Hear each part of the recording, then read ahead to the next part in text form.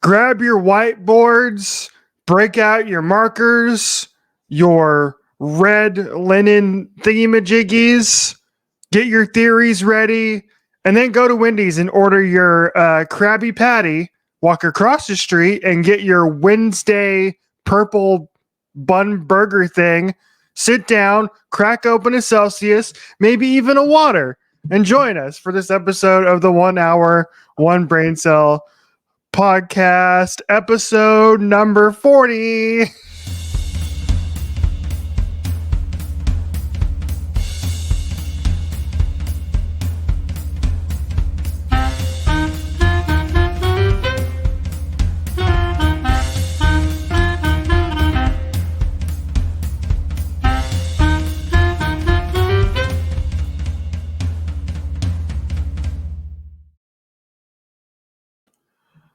Our intros keep getting like more and more unhinged every week, I feel like.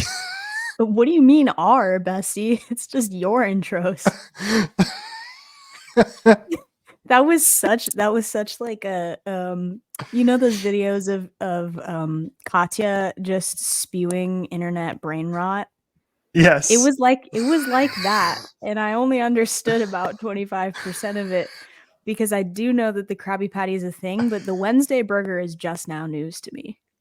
Yeah, did you not know about this? I'm pretty sure that's what it was called. Or No, I knew about like the little toy where people keep flipping her hair up and making her bald, and they're putting signs up that's like, stop doing that. But I didn't know about the food item, the meal item. Yeah, here it is. Yeah, it's like an Addams Family thing. It's an Addams Family purple burger. Here it is. This is what it looks like. This is the purple. Yeah, here it is. Immediately. Yeah. Oh, that looks like the nasty patty that they serve to the health inspector. It does not look very appetizing whatsoever. Well, they did like the black hamburger buns.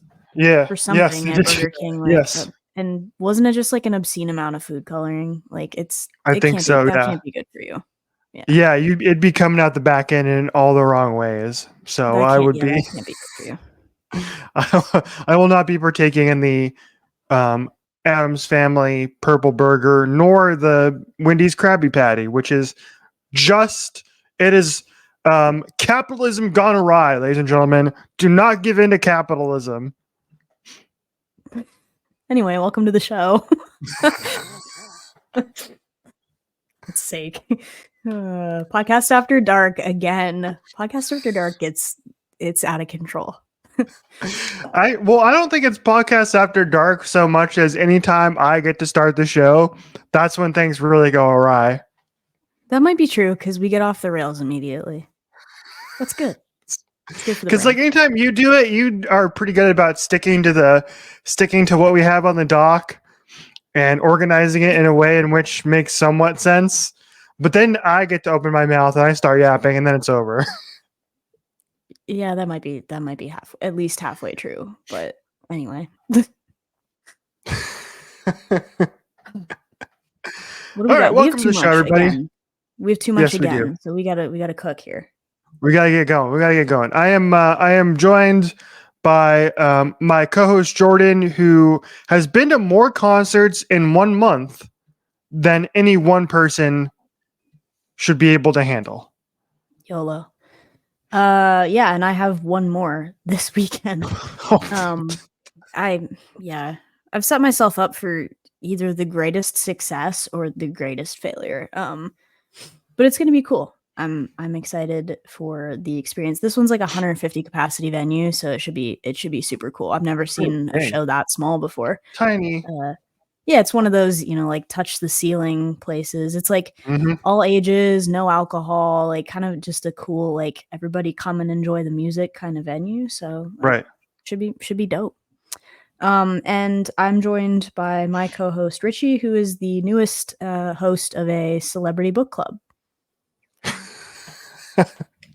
It's true. We'll get to that in a little bit because I'm back on my reading binge again, and so I finished one book that I've been working through for about a month or so this week, and then I'm about 3 2/3, 3/4 of the way done with another book, and I'll show you that.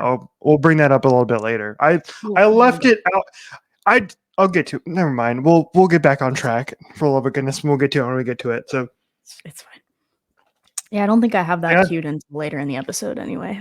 Stay on track, Richard. Stay on track. For the love of goodness, Jesus. Immediate train delays at every station. Derailed.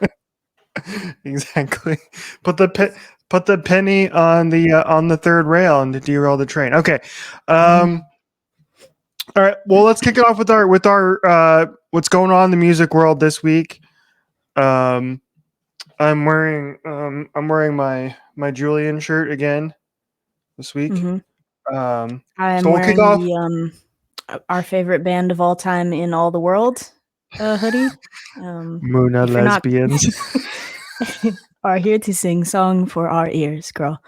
If you're online as we are, what are you doing? Get with it. I think it's is that at some point I realized that sound was not going viral. I just happened to be in that corner of the algorithm. I clicked on it. I had 186 uses or something at some point. I was like, oh, I'm getting this every third video. Whoops.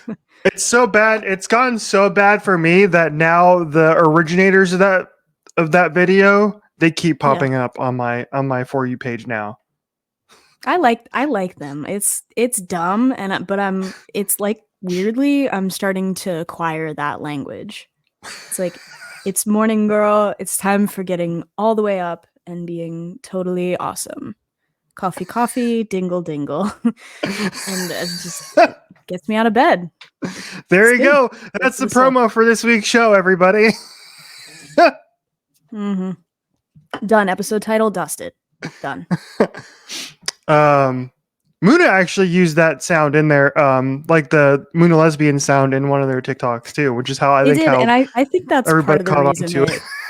Yeah, it shot up pretty good once they started using it. That was also, I think that was during All Things Go Festival. That was a crazy time to be on the internet. Anyway, let's talk about the other craziest time to be on the internet, which is that Richie reverse manifested this, I guess. Reverse psychology. I was trying to come up with the correct phrasing. I don't know what that would be. It's not reverse osmosis, because that's if you, I think I reverse manifested. It's kind of like reverse psychology. Yes. If you know and you're smarter than us, which is so probable, please put that in our comments. Richie adamantly insisted that last week the special guest at the Julian Baker show was not going to be Lucy Dacus or Phoebe Bridgers, but it was going to be an unnamed third party, and then it ended up being Lucy Dacus. So, which I'm just now realizing that our podcast doc auto-corrected to Lucy Davis. So sorry for that horrific intrusion. I'll fix that right away. That wasn't me. That was Google Docs. Put some respect on her name. Or it could be my inability to spell anything. Or maybe which could we're also all be just the case. thinking about Sharon Davis. It's all connected. Mr. Shart. Stop. We can't, because I'm gonna lose it, and we're only 9 derail. minutes in. Can't derail the episode that quickly. Not yet. Yeah. So. Yeah, you got it right. We got a surprise appearance from Lucy Dacus for the first time on stage in nearly a year, and her first solo performance in probably since 2022, I'd imagine, right? So it's been a long time coming.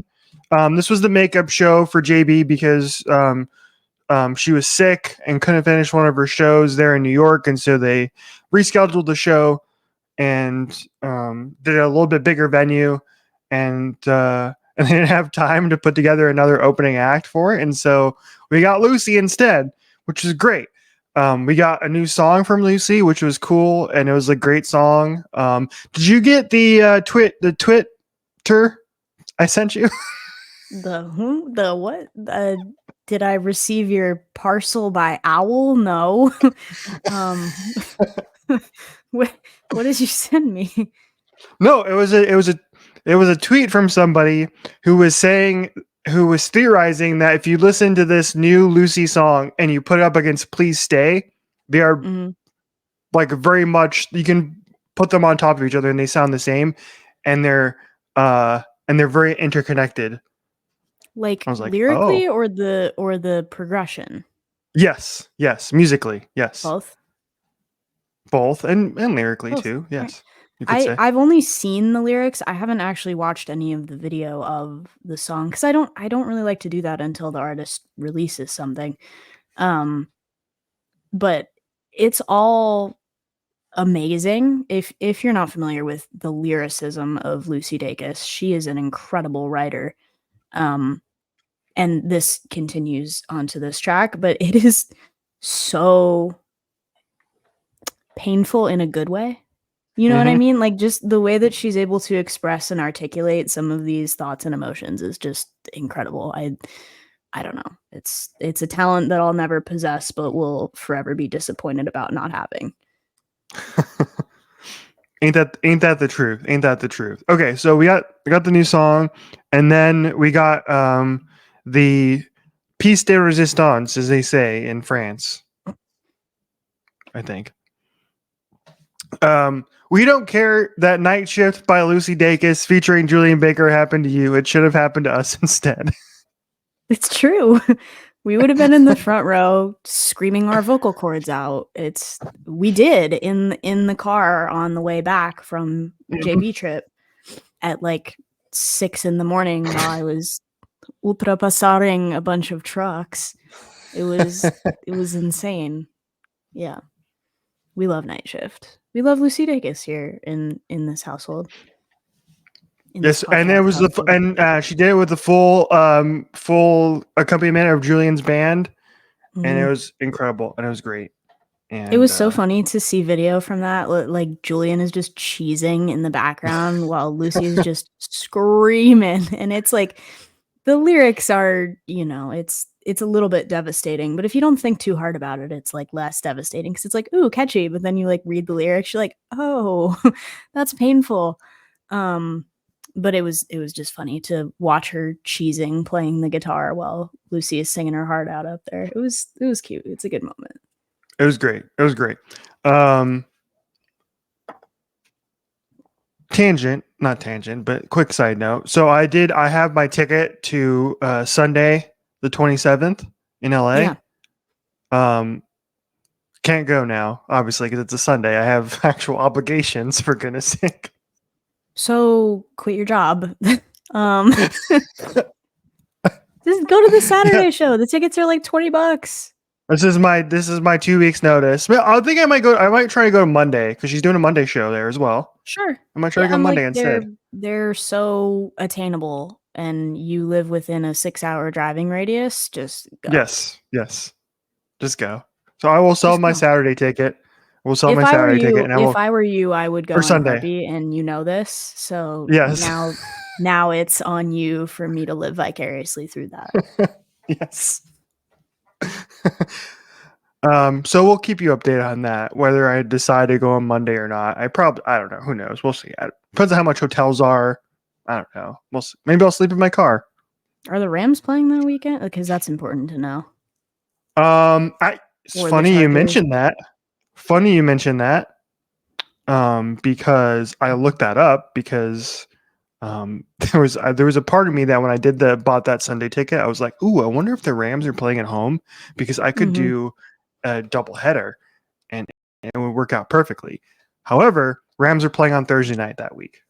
Yeah, They're it's not. just the Yeah. Chargers at home. So hmm So anyway, so that's in a couple weeks. We'll keep you updated on that particular situation. I will. I'm holding out on maybe selling it until the week of the show, if only because I'm curious until the openers are released, and we'll see who's opening, and then the tickets prices will fluctuate as such. But anyway, sure. moving on. To another misspelling in the doc. Did you do this The donk. intentionally or The donk. Good. The Yes, I did do that intentionally. Because we giggle about this, is that we call the most recent studio album released by 21 Pilots Clanky instead of Clancy, which is, I don't know why it's funny, but it just is. I can't explain it. So yes, I did intentionally misspell Clanky. Clanky, Two Devil, Two Prada.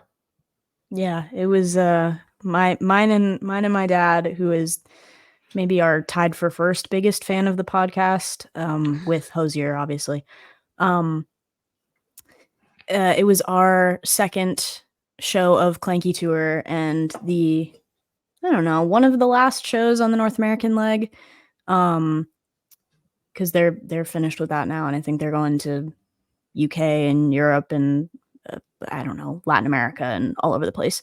But we got, and I'm allowed to talk about it now because my mom knows that we were there. This is my dad went ahead and bought us the fan experience. So it's Mhm. like it's almost like a little museum, like, for lack of a better word. It's like an exhibition of a bunch of props and pieces from anything from, previously used on stage to used in music videos to used on Jimmy Fallon to handwritten lyrics and photos and like going all the way back through the chronology of the band, down to like the very first flag that they had at their merch table and, what was displayed on stage when they were first starting out as a band. So it's really cool to see the progression of how we got here from where they started. And it's, really just a small sampling of stuff too. There's probably so much more, but they pulled a bunch of it and set it up and displayed it, and you could walk through and, take tons of pictures and things like that. And they had the bikes from the tricycles from Stressed Out. And my dad loves a bike or a trike or any kind of spin-off or a thing that has wheels, right?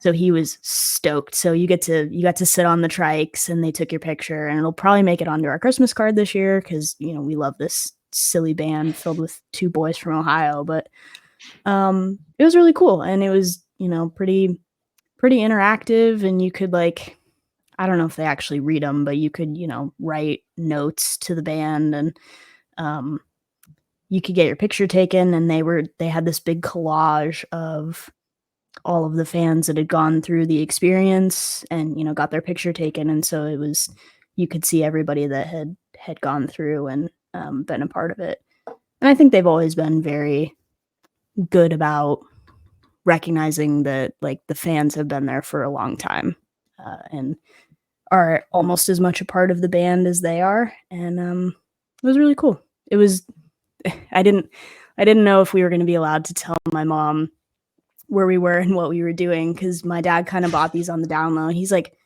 what if we just went and didn't tell anybody? And I hope I don't get him in trouble for talking about this on the podcast. But anyway, you can, like, half throw me under the bus, Dad. But when I met him that day to go to it, I was like, am I allowed to, like, send Mom a picture and say, like, I found Dad, like, I met up with him?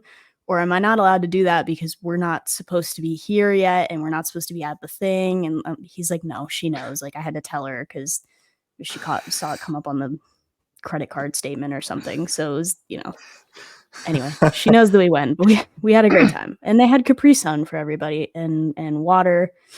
And you could just, like, sit down and charge your phone and hang out before the show. And everybody got, like, a fun little goodie bag. And that was cool. So would highly recommend it. And the show is amazing, by the way. It's like, that was the part of it that I didn't mention. It's like, oh yeah, by the way, there was a whole other concert also that we went to. Right.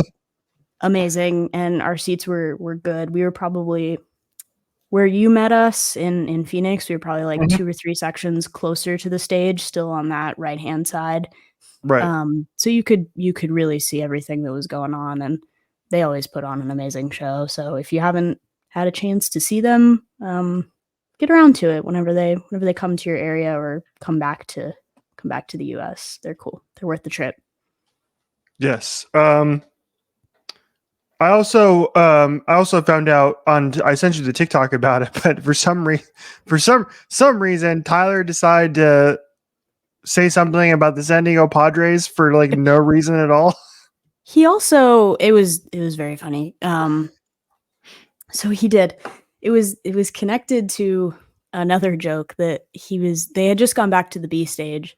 He's like, I always like to look around the arena and just see, and he's like, the advertisements usually just make me laugh, like, whatever we're advertising.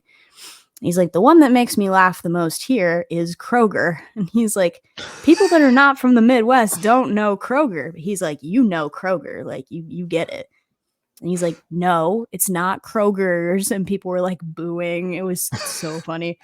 And then he was like, he sat down at the piano at the B stage, was like, cool, does anybody have any questions? And people were like raising their hand.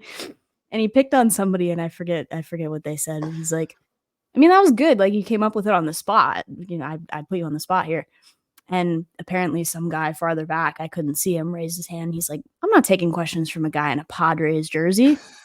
And I don't know what the beef is. But then he was like, this guy doesn't know. He's like, Kroger? We don't have Kroger in San Diego. I don't think so anyway. So anyway, there was a combination Kroger San Diego Padres reference that felt like it was aimed directly at me personally. And in that moment, I was like checking the score of the Padres Dodgers game, which we won't talk about because sports no longer bring me any measure of joy. Like, I'm glad something good happened to your team, but mine is, I know, only pain and misery. And he was calling out a guy in a Padres jersey, and I was like, put the phone away. You're like, well, hey man, not cool. Don't pick on me. Not catching strays over here. Right. I'm like, I didn't do anything. Dang. That was cool. You got to do the fan experience thing. That was dope. You did send me the picture of you and her dad with the Capri Suns, like it's Dom Perignon. That was cool. That was Lavish. Great. What flavor? I went for the strawberry kiwi, and my dad had some tropical something. It had a pineapple on it. Neither of us really knew what flavor it was, but it was like, okay. They all taste the same anyway. Yeah, like my biggest struggle is like, it's been so many years since I've had one of those, and I think my general batting average with like being able to actually put the straw in there and not poke it directly through the back is, oh right, the odds are probably like 50-50 that I just directly poke a hole through the back of this thing. So I was like, I have to be careful. It was like brain surgery. I'm like sizing up the little hole, being like, I got it. It was good. Struggle and fast. There's also so much more air in a Capri Sun than I remember. Like, I don't know if this is the thing.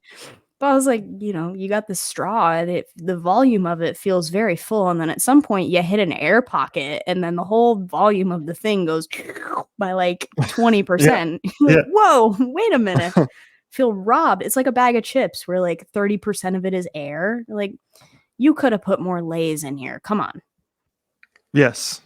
So true. That brings me to this picture because I saw this a while back. I don't even know if these are true, but they have Capri Sun bottles, which I don't even know if that's a thing. I don't know if it's coming out soon or at all, but like, what sacrilegious bullcrap are Capri Suns in bottles? The first thing I did was check the date on it to make sure that it wasn't posted April 1st. And that's how you know that I have trust issues.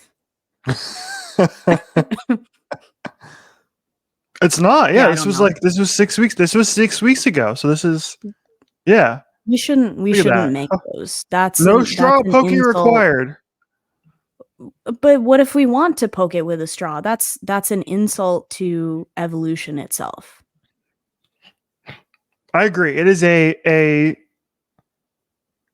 mandatory notch in the progression that is growing up as a child. Right. You have to hit that benchmark. Yes. It's like that, and then like trying to see if you can fit an entire fruit roll up in your mouth without tearing it. You know what I mean? It's like you put the whole like fruit by the foot in there. Okay, so fruit by the foot and fruit roll-ups are different.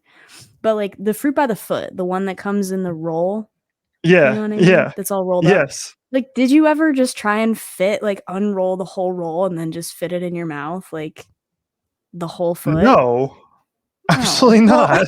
now I just feel stupid, but I did that. We're like, I think I could do this without like ripping off the roll because it just turns into a ball anyway. It's not like Mhm. anyway. We won't go any further with that. No. Did not do that. No. Well, why not? Maybe that's why we are the way we are. I'm crazy because I used to do that, and you're crazy because you used to not do that. Problem solved. The Evolution. closest thing I did was like the Big League Chew. I take a bunch of that. You That was the try and close. like put the whole package in there at once. That was the closest thing, and That that's it. stuff But no, lasts like a total of 10 seconds with the flavor, by the way. Big League Chew. yeah, yeah. Yeah, it goes bad immediately. Like as soon as you're like you put it in, you're like, wow, this tastes really good. And then like 5 seconds later, you're like, this is stale paper mache. Hmm. The idea was ain't cool that though. ain't that the truth? Okay, let's move on to our main topic of the week. As you know, we've been following along and quite enjoying Agatha All Along. We got episode 5 this week, and we collectively pooped our pants at the end of the show. At the end of the episode, even though we knew it was coming at some point in time, but Right.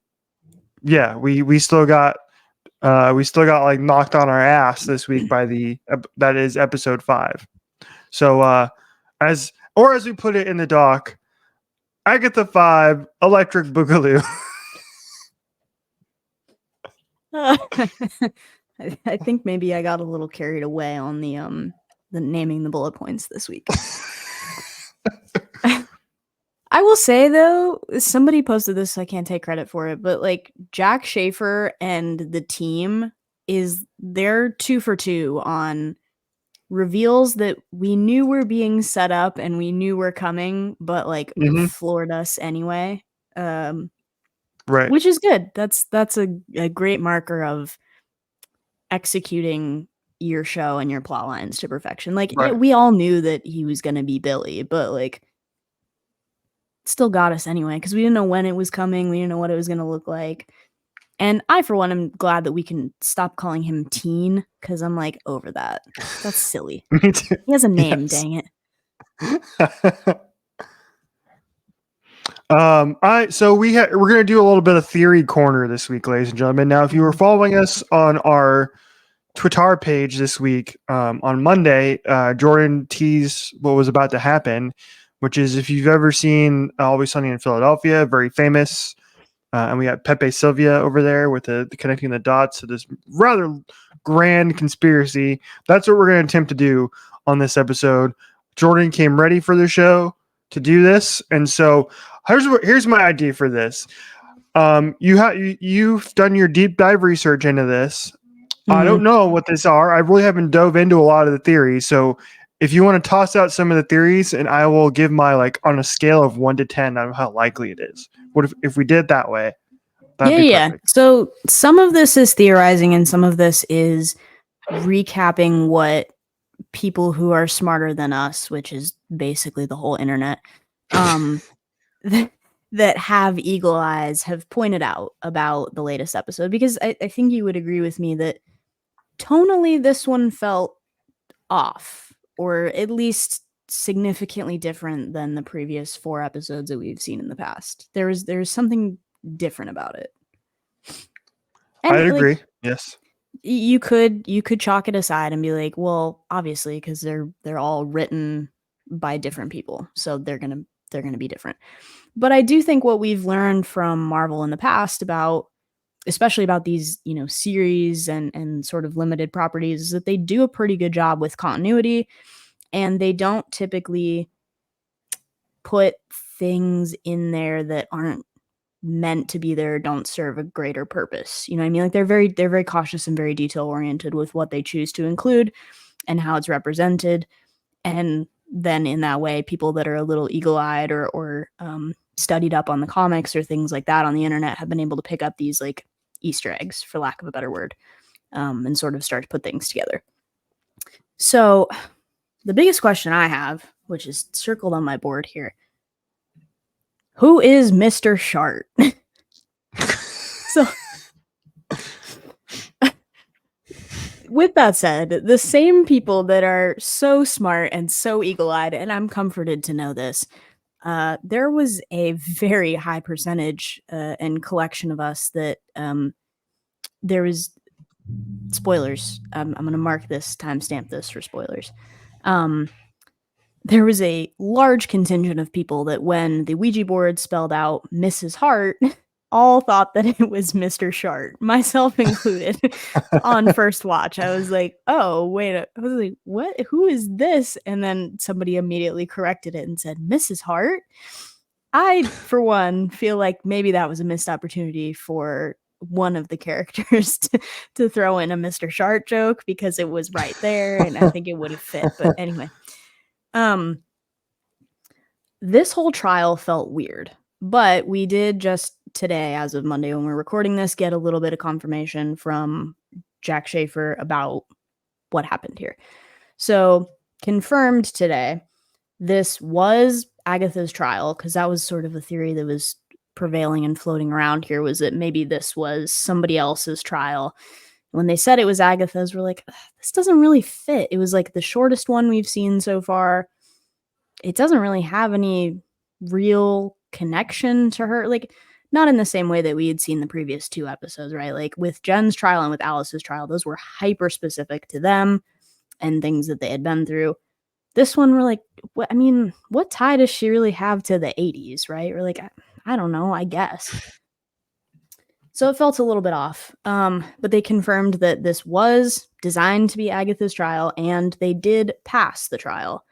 The goal of it was to punish Agatha, in which they, based on description alone, achieved, because R.I.P. Alice, one of the coven is killed, and then Agatha has to face the rest of the coven, and with what she's just done, they've sort of turned their back on her. They've punished her, quote unquote. In that moment, the door to the next trial opens. Trial complete. It just all felt a little too wrapped up for me. Would you agree? Like there's something was off about it. A little bit, yeah. I didn't get that. Overall, I didn't feel that same way until people started to point it out. I thought it was, more or less in the same vein of the rest of the show in terms of going about the trial in that way. So I didn't like catch the that everything just felt off the entire episode until we got the death of Alice, and then that's kind of when things like turned around for me, I think. Mm-hmm. So lots of people have pointed out some things that maybe felt off to them. Now, with that said, all of my insane scribblings, there's no prevailing theory here. There's not a bunch of red string where I was like, I figured it out. That's the Mephisto? Is Mephisto involved? Carol from HR, yeah. So it was like everybody broke all the dang rules of this trial. And in the past, we've been so very careful to avoid doing that. They were like, don't taunt the spirits, don't take your hands off the board, like the whole thing. Immediately taunting the spirits, pretending to be Mrs. Hart. Very funny that that Agatha continues to call her Mrs. Hart because she can't remember that her dang name is Sharon. I love the running bit. Somebody pointed out that the instructions on the Ouija board, the booklet, on the back of it, Billy says that it's for ages 3 and up, which is not true. Normally a Ouija board is for ages 8 and up. Side note, that joke killed me. Which one? The ages 3 and up joke. oh yeah, they're like, is there anything else? He's like, yeah, ages 3 and up. You're like, okay. It was good. It was really good. But some people are theorizing that because technically Billy is like 3 years old, quote unquote, because it's been 3 years since the events of the Westview Hex, that maybe it was a nod to that. Agatha also is wearing a jersey that had the number 3 on it in this episode. We still don't understand why Lilia said, I hated this the first time, but I love the interaction with her in Teen, where he's like, Lilia's being weird again. We don't understand what that means or where that came from. Some people were saying that the biggest one is like the aspect ratio didn't change during the events of the trial, where it has for all of the last ones. And if you remember back to WandaVision, they were very meticulous with the like that there was meaning imbued in when it changed aspect ratio and things like that. So it didn't do so this time. So some people were thinking that like maybe this trial didn't happen, that it was like a trick, that it was I don't know, like a diversion or something like that, or that it was punishment because when they decided to fly away from the Salem 7, they technically stepped off the road, which is like not allowed. So we don't really know. We don't know whether this happened or not. And the big one that I saw somebody say is that with the first 2 trials and even the entrance to the road itself, they have to go down. So they're going down the stairs to get to the road. They slide down through that oven in Jen's trial. The stairs open in the recording studio and they go down to this trial. But with this one, the door opens and it's a ladder and it goes up. And you're like, wait a minute, that doesn't fit the pattern. So there's things happening here that don't fit the pattern. None of that really lends itself to a coherent theory, but it's things that people are noticing. But the one theory that is happening, that I think I sent you on TikTok maybe, it's the theory that Teen, please don't call him that, that he might be a little bit more behind it than we think he is, or that he's in it for something different than we're aware of. The thought is that, and some people were noticing this because there was an interaction between he and Agatha in an earlier episode where he's burying Sharon, right? And she looks at him and she goes, I didn't think you had it in you. And he's like, had what in me? And she just winks at him like she knows something that he doesn't know. And then we start to kind of connect the dots, right? So we have our coven, and our coven is complete. It has one of each witch or one of each person, at least, without Teen being a part of it, right? But with Sharon out of the picture, there suddenly becomes an open spot in the coven. And then he's technically included in that number. And only witches that are in the coven get something from completing the road. So he's got a reason to want to be included in that count. Then when they summon a backup Green Witch, they summon Rio. There's no longer a spot anymore. So, and he argues very quickly that like people can't be replaced. And Agatha looks straight at him and goes, can't they? Just like she knows something that he doesn't know. So all of a sudden there's no longer a spot again. And then when Alice dies, there's a spot, right? So we're like conveniently losing people to get to a number that includes Teen in this count of the coven of people that will get things from completing the road. Now, with the bit where he's sort of included up until this point, I think there was still a belief from Agatha that maybe he was her son. And we still don't know what happened to Nicholas. Right. We haven't gotten that far yet. But there was still a belief that he might be her son, but we sort of debunked that this episode because he was able to say Nicholas's name, and he has a sigil on him that prevents him from saying his own name, and it works on the witch who cast it. So Agatha hears him say it, he says it, he doesn't get the sigil over his mouth, so he's not Nicholas Scratch, as far as we know. And from that point forward, she kind of switches on him.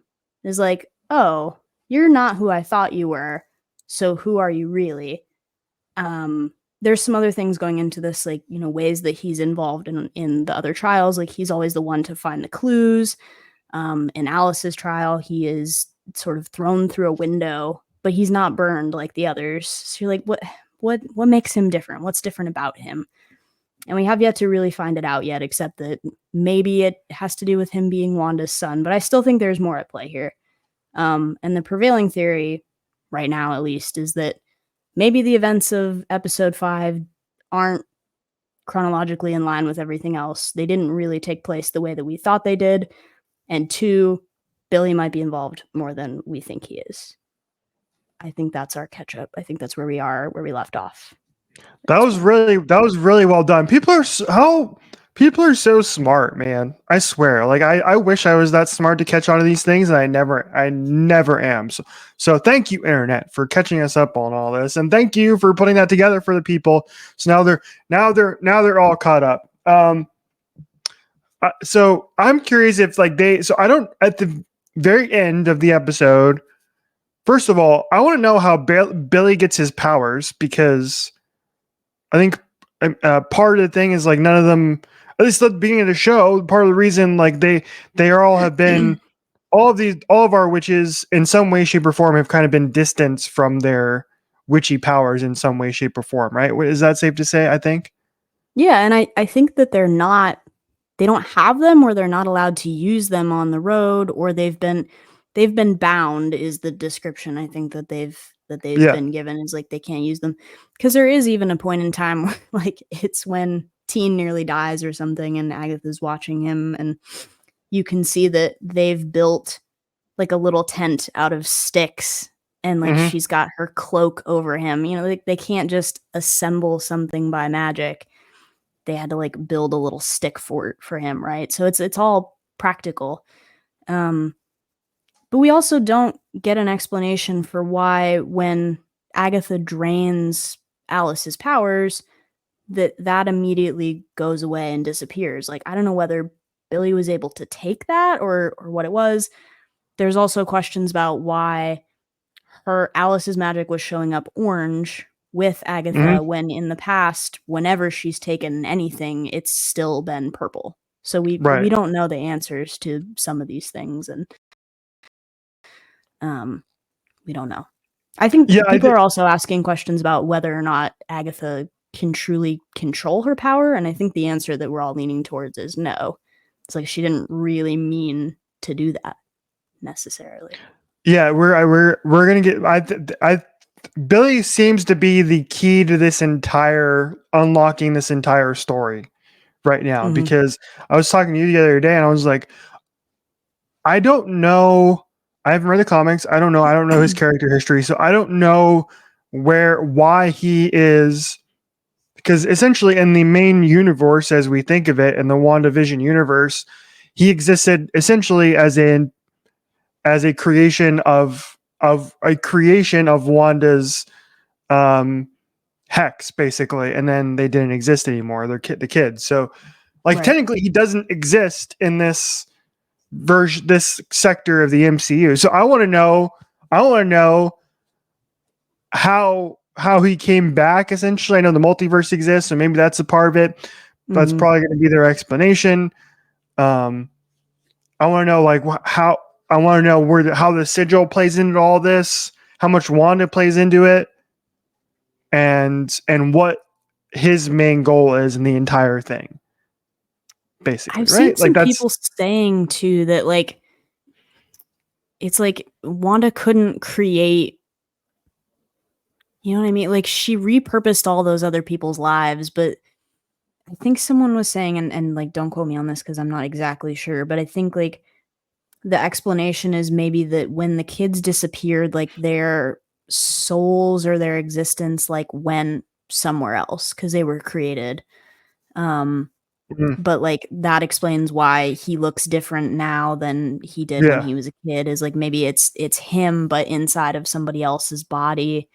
So I think we're gonna get answers. Yeah. I hope. We saw it with White Vision still exists somewhere, right? He's still out in the world and it actually exists and is going to get his own show called Vision Quest coming up at some point in the near future. So I want to read. I brought up the interview here that you referred to with Jack Schaefer a little bit ago, and I'll read a couple of these answers.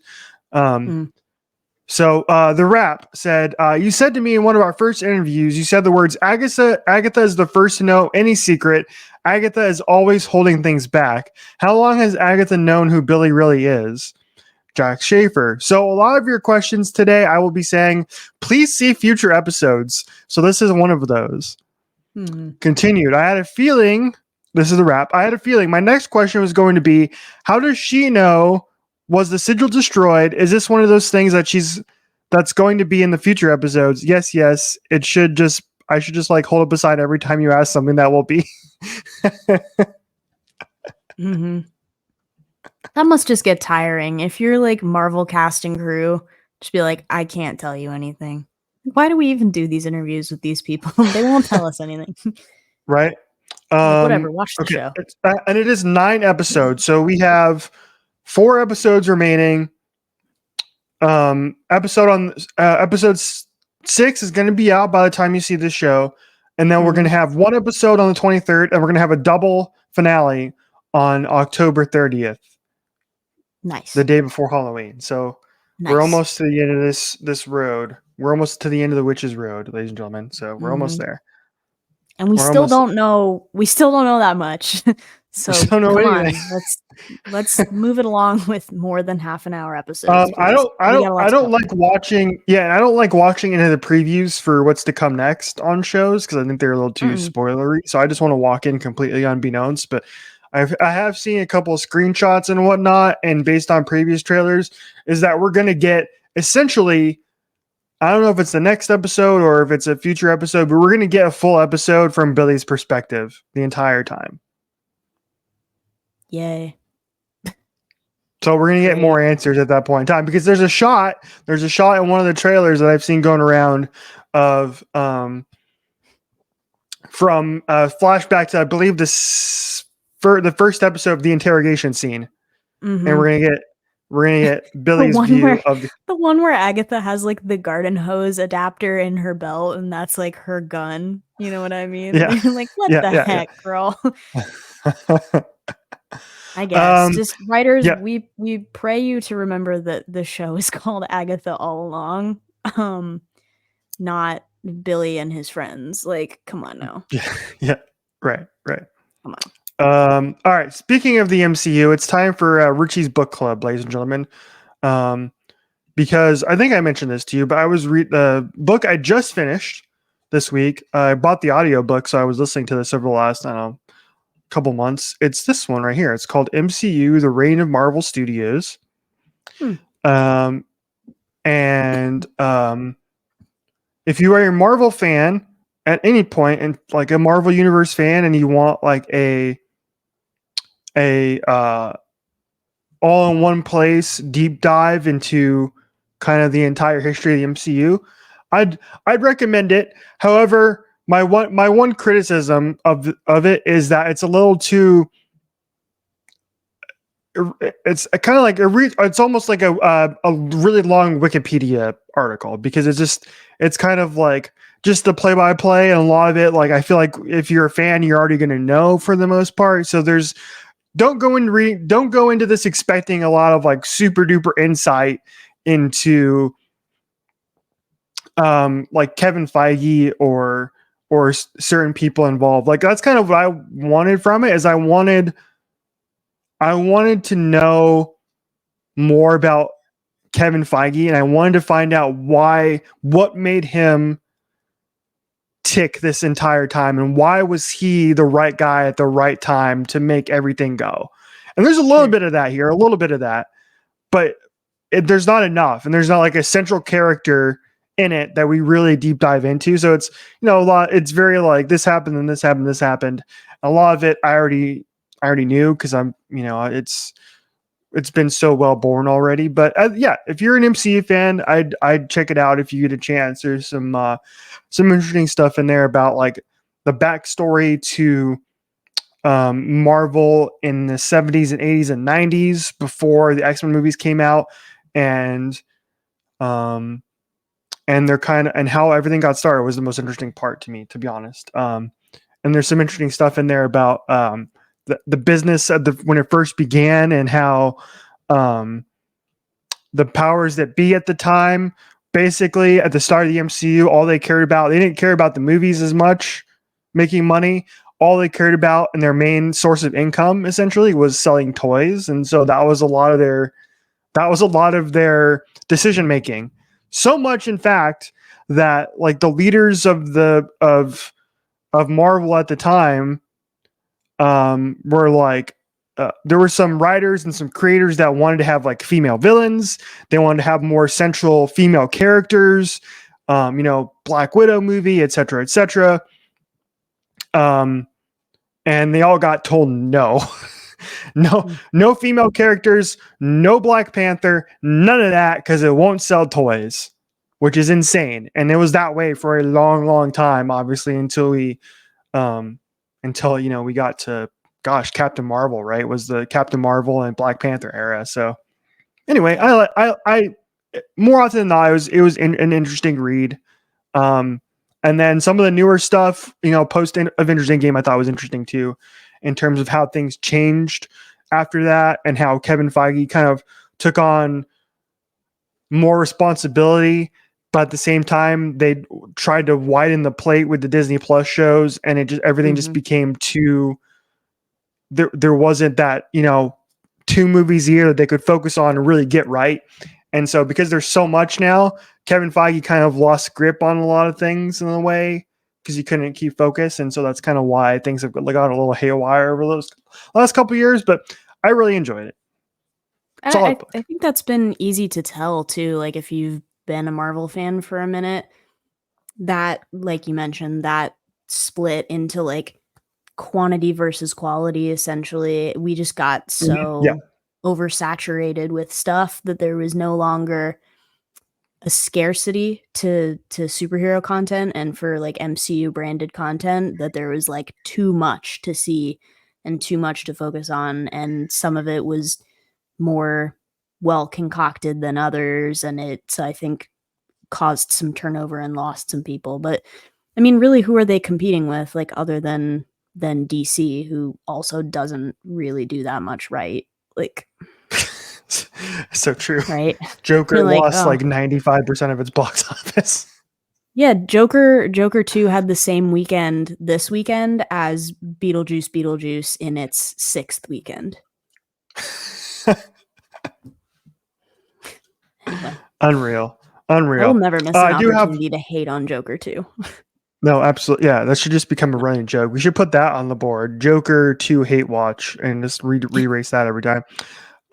One more book I do want to touch on, because I've been reading it as well. I haven't finished. Like I said, I haven't finished it yet, but we're getting there.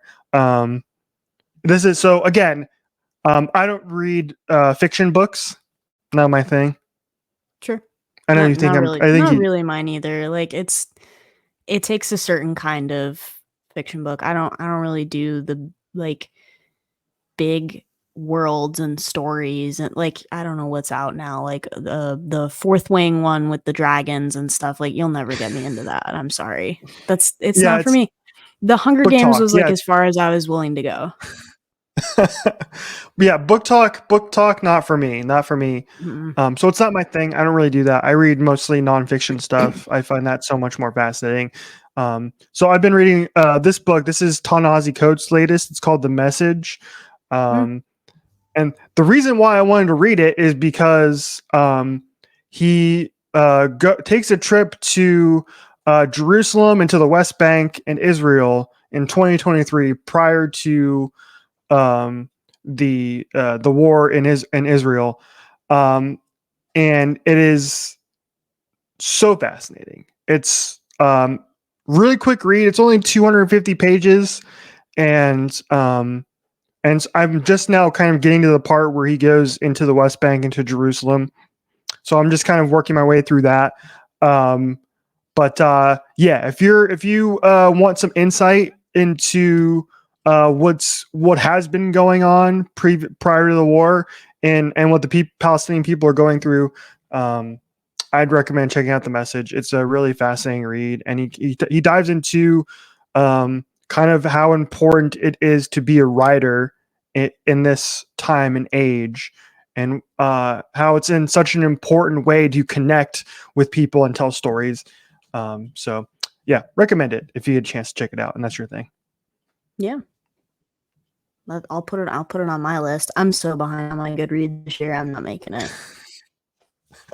I remember that at the beginning of the year you would set out to read a certain amount, and it sounds like you were and not it was there. low too. It was like, I think I've told this story before, but last year I set my goal at 50 books, and whether I was just too naive or too stupid to know that there are only 52 weeks in a year, and that pace is insane because it's like one book a week, and I wasn't choosing short books. I was like, oh, dang it. So then at the end of the year, I'm just frantically clicking down my total to see if I can make it. I didn't make it. But this year I set it at 30. I'm still not going to make it. That's fine. That's I am insane. reading. I'm using my library card. So support your local library because they're cool. And yeah, do that. And library cards are free. Like, what do you got to lose? So true. Anyway. Absolutely true. Yeah, I think my total read books for the year is so far. Is it like? Well, I know you've mentioned a couple to me, so like 7, 8, 10. It's not that many. No. Is it like 4? Are you crazy? It's 3. Okay. That's it. Counting the one in progress or not counting the one in progress? Yes, counting the one in progress. Okay. Oppenheimer. I spent most of the first part of the year listening to that because the audiobook is 24 hours. Yeah, it's giant. It took me like American Prometheus is giant. Yeah, it took me like 5 months to get through that alone, and so good. It's just it was perfect. I loved every single second of that book. It was so fascinating. So I did that, and then MCU, I did that one obviously, and then The Message, and those are the 3. And then I might find another one after I finish this one too. It just depends on what it is. So we'll see. Close enough. Welcome back, Leah Michelle. 3 audiobooks in a year. We're cooking. Yeah. Oh, that's just, the joke, right? That she can't. I think so. Yeah. Oh, that's right. Yeah. Yeah. That's right. Anyway, that was dumb of me. Let's go to the last topic. Although I've mentioned prior that sports no longer bring me any sense of joy. That's true. Both of our college football teams are absolutely crushing it this year. Crushing it. Indiana Hoosiers 6-0. Coach Sig is cooking. They're in the top 20. I think last I checked, they were like up. They're on a bye week this week, but they were up to like 18th, 17th, or 18th. I think we're 16. I think we were 16 today. But yeah, we had a bye, but some teams lost. So. So they're cooking right now. So much so that their season is looking pretty good. I'll just say that. Last I checked on the ESPN predictions, we were favored in every game from here on out except Ohio State, and I haven't checked to see how closely that one's changed, especially since the Oregon game. They lost. Yeah, Ohio State lost. Yeah, because they were stupid at the end of that game. I don't know what they were doing. Expanded playoff too, so it doesn't really hurt Ohio State as much as it would have in years past, but still, it feels like a little balm on the soul when one of those teams loses like that. Oregon being in the Big Ten, still weird, but like whatever. Yeah. The whole none of that UCLA, USC in the Big Ten. Yeah. None of that will ever make any sense to me. Okay, anyway, so that's Indiana. They're crushing it this year. Also crushing it this year, the Arizona State Sun Devils, 5-1, had their biggest victory in many years at home against Utah, and it was a terrific game, close game. ASU now again 5-1. They were expected to finish. They were picked to finish last in the Big 12. Last in the Big 12. That is no longer the case. Their ceiling was like 2 or 3. Their ceiling projection was like 2 or 3 wins. Yeah, I think the Crazy. over under in Vegas was like 4.5 or something, and they've passed that. And they're on their way now. They're on their way. Got a couple top 25 games later coming up in the season. Kansas State, BYU. So those are going to be big benchmarks. But hey, you know what? They kind of control their own destiny here. If they keep this up, keep getting better, they have a chance to have a really, really special season.